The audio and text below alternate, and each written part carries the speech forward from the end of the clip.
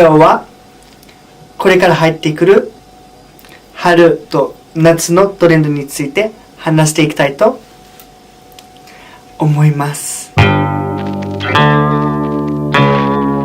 おテンションいかがですか？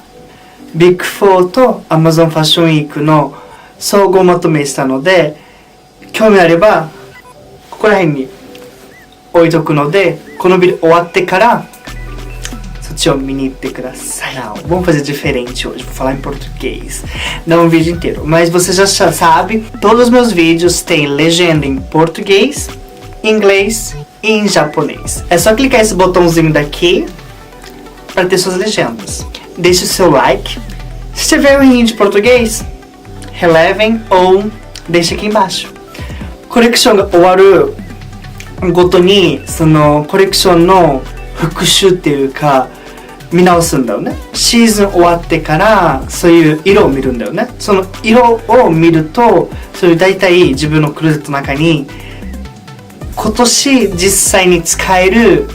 服あるかどうかとか、どういう色が流行っていくのかとか、もしも買うんだったら何買えばいいんだろうっていう、そういういろいろ考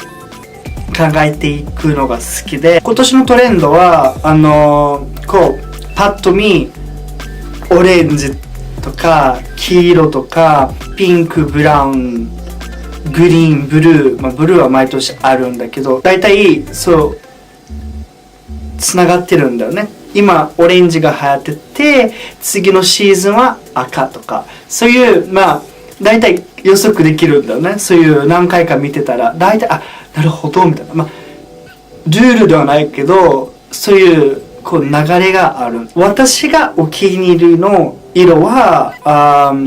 赤紫かかったピンクピコックとか、ちょっとなんて言うんだろう、マジェンダまでいかないけどショッキングピンクのちょっと濃い版みたいな色なんだよね。私すごいピンク好きだから、その色もすごい目に入ったし、フィエスタとかタメリックとか、ネオングリーンとか、自分濃い色が好きだから、そういう濃い色にバッて見に行くんだけど、そういう色が今の春夏の色になるかなと思うんだよね。なんて言うんだろう、毎年あるような色なんだけど、メタリック系がまだまだ流行っていくんじゃないかなと思って、前シーズンはこうシルバーが多かったんだよね。シルバーがとにかく多くて、でニューヨークファッションウィークも終わったところでこうバーって見てゴールドが多かったんだよね。だからそういうメタリック系のものは今年中ずっと使える色だから、すごい挑戦するのもいいと思うんだよな。トレンドの話からちょっとずれるんだけど、色ってすごいそういう景気とつながってると思うんだよね。で今景気がギャーって上がっていってると思うんだけど、その上がっていると若干色は華やかな色になっていくんだよね。布の量とかボリュームとかは、ディオールの入力とかは大量のその布が必要だったんだよね。生地とかは貴重なものだったんだけど、ディオールのスポンサーとかはそういう布屋さんとかだったんだよね。そういう綿の人だったから、すごい入力を作れたのは景気が良くなり始めたから入力ができたっていう、そういうストーリーがあるんだね。だからボリューミーとか色鮮やかっていうのは景気が良くなってるっていう証拠なんかなとは自分で解釈するんだよね。そして夏といえばブルーなんだよね。でランウェイだとプリンセスブルー、こうロイヤルブルーみたいな色なんだけど、プリンセスブルー若干ちょっと薄めの色なのかな。プリンセスブルーとワーターキリアブルー、若干なんて言うんだろう、この色私は好きな色、ちょっとなんかグレーっぽい水色で、エクリプスもう本当にネイビーなんだけど、黒に近いネイビーなんだよね。今シーズンですごい自分はあれと思った色はそのブラウン系が多かったんだよね。ブラウンは本当に秋っていうイメージなんだけど、自分は個人的にブラウンあまり着ないんだけど、そういうなんて言うんだろう、秋らしいブラウンではないんだよね。こう秋に着る色かもしれないんだけど、本当にこう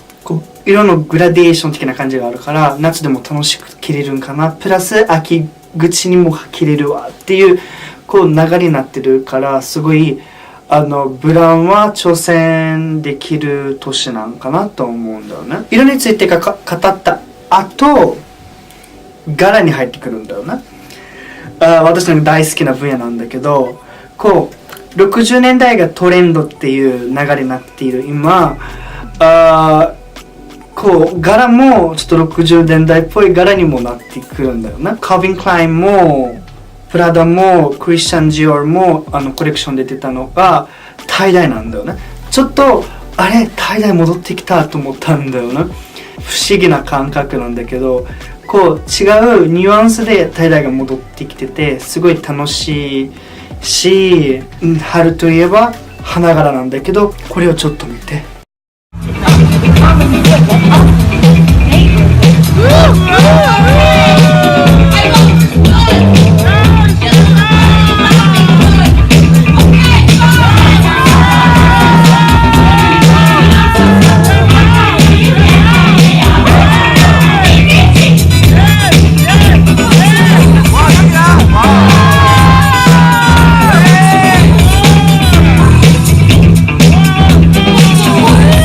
ベルサーチだけじゃなくて、ルイ・ヴィトンもカロリネ・ヘラとかもマイケル・クロスとかもいろんなこういう同じような花柄を出してたんだよね。自分個人的にはすごいリアル派なんだけど、このアニメーションっぽいのも挑戦していきたいなと思う。そして Amazon ファッションウィーク東京でもビッグ4の総合まとめでもすごい行ったのが、60年代のクラフトワークとか、70年代のフリンジとかフェザーとか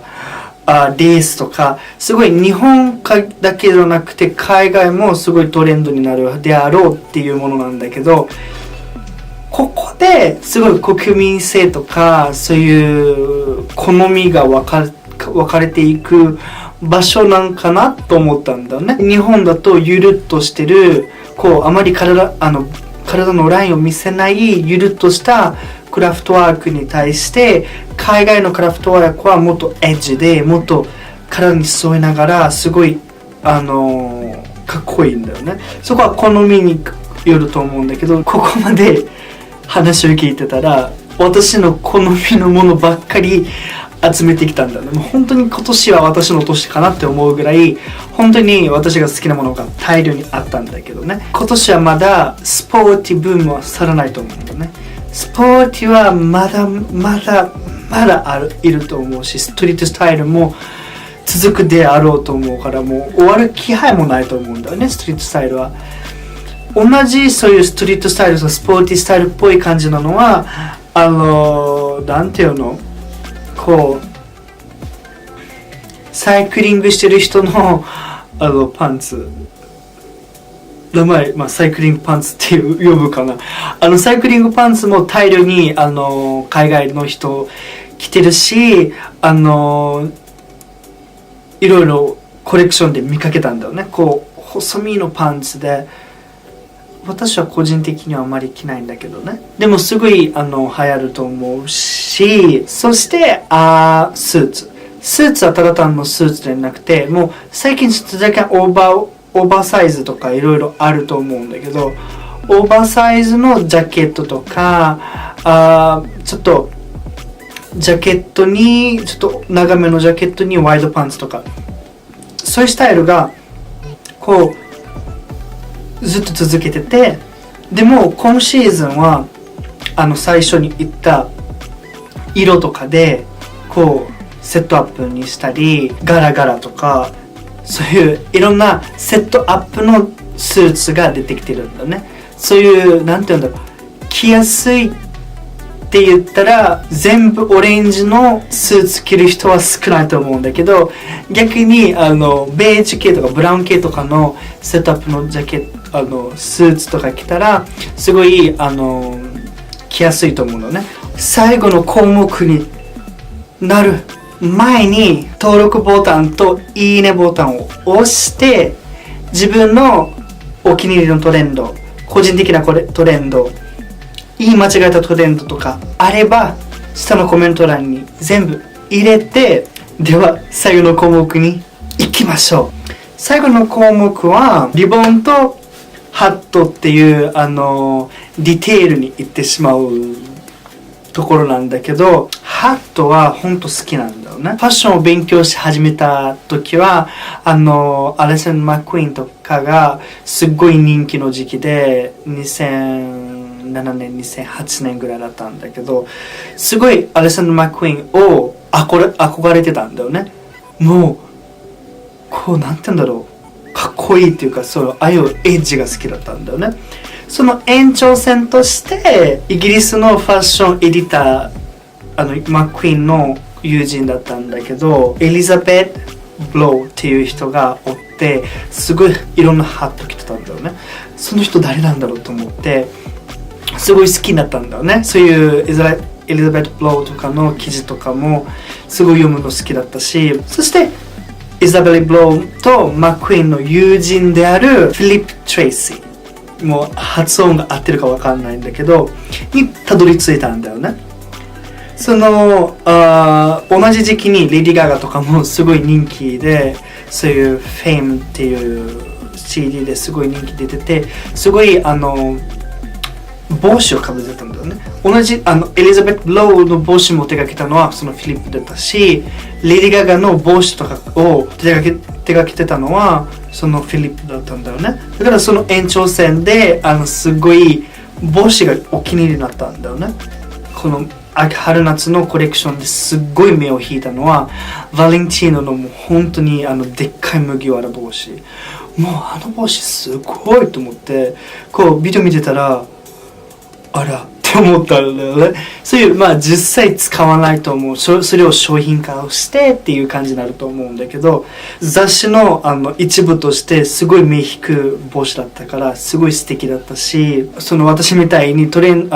コレクション全部見たくない人はファストファッションブランドのそういうサイトで簡単に見るとこう大体トレンド把握できるんだよね。本当にファストファッションのリサーチ力が半端ないから、そういうパッと見て自分のクローゼットの中に何があるかとか、ちょっと古着とかで面白いスタイリングとかするのもファッションを楽しくできる部分だと思うんだよね。で2019年のトレンドはここで終わるんだけど、テキスタイルのトレンドとかいろいろあるから、興味あれば全部コメント欄に入れてもらったらこうできる限りやっていくので、こうコメント欄にいっぱい入れてくれたらみんなが私が言ったことを聞いてくれてるんだねと分かるんだよね。間違ったこと言ってんだよお前って言われたらすいませんってなっちゃうと思うんだけど、全部コメント欄に入れていいねボタンも登録ボタンもポチッとして、ではまた来週のビデオまで